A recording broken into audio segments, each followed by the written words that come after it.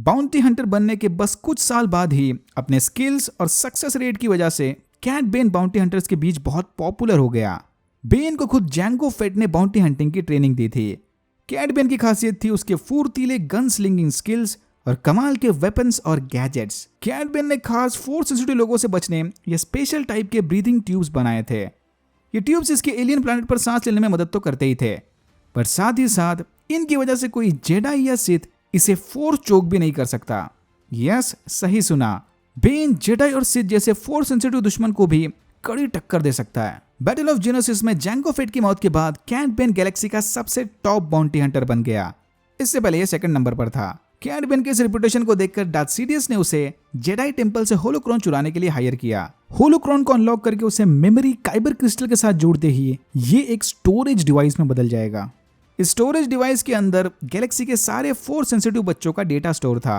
Cat Ben ने Jedi temple में घुसकर वो होलोक्रोन चुरा लिया और अशोका को बंदी बनाकर एनाकिन स्काईवॉकर को वो होलोक्रोन अनलॉक करने के लिए ब्लैकमेल किया।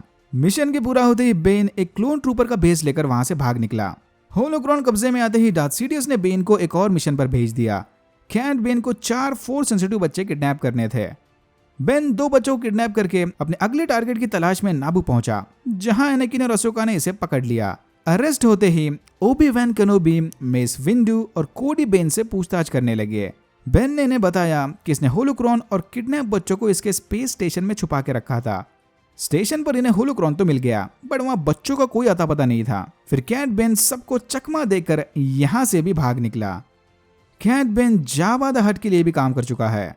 जावा ने इसे अपने अंकल जीरो को रिपब्लिक की कैद से छुड़ाने के लिए हायर किया था, क्योंकि जीरो हट फैमिली के बारे में बहुत कुछ जानता था। ये नहीं चाहते थे कि उनका अंकल प्रेशर में आकर सारे फैमिली सीक्रेट्स उगल दे। फिर कैट बेन ने C-3PO और R2-D2 को किडनैप करके उनसे सेनेट बिल्डिंग का नक्शा ले लिया। बिल्डिंग के ब्लूप्रिंट्स मिलते ही बेन ने दोनों ड्रॉइड्स के मेमोरीज मिटाकर उन्हें वापस भेज दिया। बेन ने ऑरा सिंह और कुछ ड्रॉइड्स के साथ मिलकर जीरो को आजाद करवाया और हट्स के हवाले कर दिया। कुछ दिनों बाद जावा के सिंगर साइस नूटल्स ने जीरो को हट्स की कैद से छुड़ा लिया। जीरो को वापस गायब होते ही जावा ने फिर से कैट बेन को उसे ढूंढने का काम सौंप दिया। इसी दौरान ओबी वैन केनोबी भी जीरो को ढूंढ रहे थे, ताकि जेडाई जीरो को वापस रिपब्लिक की कैद में डाल सके। बेन ने जीरो को ढूंढ तो लिया, बट ये ऑलरेडी स्नूटल्स के हाथों मारा गया था। स्नूटल्स ने जीरो को क्यों मारा वो अलग लंबी कहानी है। सभी बेन का सामना केनोबी और वॉस से हुआ। बेन अपने गैजेट्स और फुर्तीले स्किल्स की मदद से यहां से भाग निकला। बेन काउंट डूकू के साथ ही मोरालो इवाल को जेल से छुड़ाने खुद भी कैद हो गया था। अंदर भागने का प्लान बनाते वक्त इनकी मुलाकात राको हाडीन नामी बाउंटी हंटर से हुई। राको हाडीन ओबी वैन को मारने के जुर्म में सजा काट रहा था। इवाल के समझाने के बाद बेन हाडीन को भी अपने प्लान में शामिल करने के लिए मान गया, बट ये नहीं जानते थे कि राको हाडीन भेस बदल कर आया ओबी वैन केनोबी है। तो इस सिचुएशन में बेन, केनोबी और इवाल साथ मिलकर काम कर रहे थे। इसी जेल में यंग बोबा फेट भी कैद था। बोबा की मदद से बेन, केनोबी और इवाल जेल से भागने में कामयाब हो गए। जेल से आजाद होते ही काउंट डूकू ने बेन और हाडीन को बाउंटी हंटिंग टूर्नामेंट का हिस्सा बनाया। इस टूर्नामेंट को पास करने वाले बाउंटी हंटर्स को ढेर सारा पैसा देकर काउंट डूकू कोई बड़ा काम देने वाला था। सारे चैलेंजेस के पूरा होते ही डूकू ने विजेता बाउंटी हंटर्स को उनके बड़े मिशन के बारे में बताया। इन बाउंटी हंटर्स को चांसलर पल्पतीन को किडनैप करने का काम मिला था और कैट बेन इस मिशन को लीड करेगा। मिशन पर जाने से पहले बेन ने सारे बाउंटी हंटर्स को उनके रूल्स एंड रिस्पॉन्सिबिलिटीज समझा दिए। पहले तो सब एकदम ठीक चला था, पर एकदम लास्ट मोमेंट पर हाडीन ने उन्हें धोखा दे दिया। मिशन के बुरी तरह से फेल होते ही जेडाइज ने बेन और इवाल को पकड़ लिया। ओबी वैन केनोबी का सच बाहर आते ही कैट बेन ने उससे बदला लेने की कसम खा ली।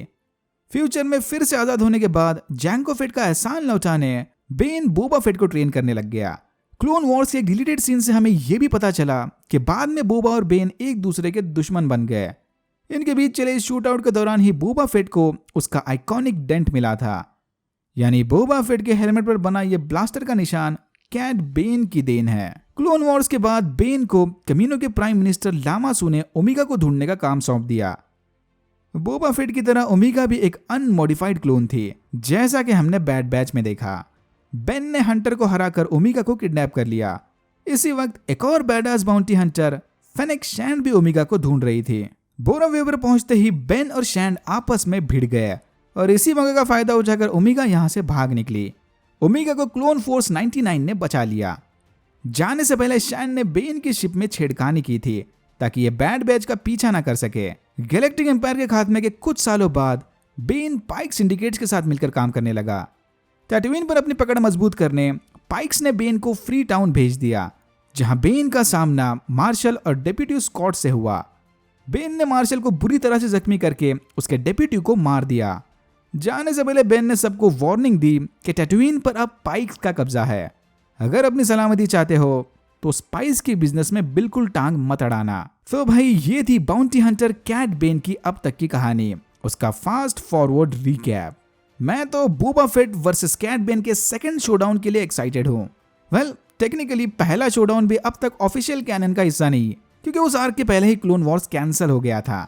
होपफुली फिनाले के किसी फ्लैशबैक सीन में हमें उस शोडाउन का भी लाइव एक्शन वर्जन देखने मिले, भाई मजा आ जाएगा। Alright, that's it for now. अगर आपको वीडियो अच्छा लगा तो please like, share and subscribe for more videos like this. मैंने ऐसे और भी वीडियोस बनाए जिनके लिंक्स आपको डिस्क्रिप्शन बॉक्स में मिल जाएंगे। Thank you very much for watching and I am hoping to see you in my next one.